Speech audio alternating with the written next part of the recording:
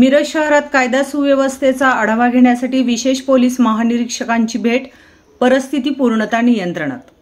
मिरज शहरात अलीकडेच घडलेल्या कायदा व सुव्यवस्थेशी संबंधित घटनेच्या पार्श्वभूमीवर आज दिनांक 8 ऑक्टोबर 2025 रोजी कोल्हापूर परिक्षेत्राचे प्रभारी विशेष पोलीस महानिरीक्षक श्री सुधीर हिरेमठ यांनी मिरज शहरास भेट देऊन संपूर्ण परिस्थितीची पाहणी केली.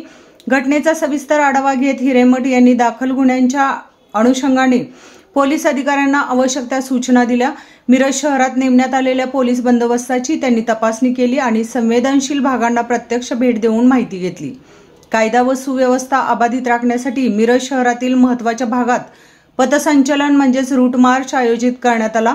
या रूट मार्चमध्ये सांगलीचे पोलीस अधीक्षक संदीप घुगे, अपर पोलीस अधीक्षक कल्पना बारवकर, उपविभागीय पोलीस अधिकारी प्रणिल गिल्डा तसेच मोठ्या संख्येने पोलीस अधिकारी व कर्मचारी सहभागी झाले होते.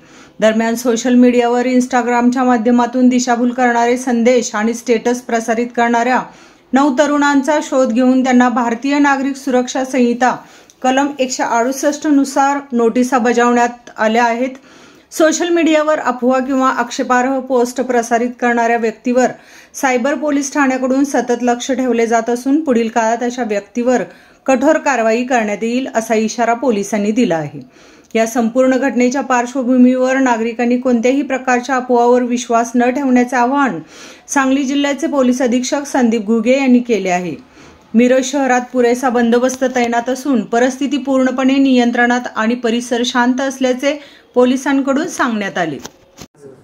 काल मिरज शहरमध्ये जो प्रकार घडलेला आहे त्या अनुषंगानं आज आम्ही शांतता समितीची बैठक आयोजित केलेली होती, ज्यामध्ये माननीय आमदार महोदय, सर्व शांतता समितीचे प्रतिष्ठित नागरिक त्या ठिकाणी सहभागी झालेले होते.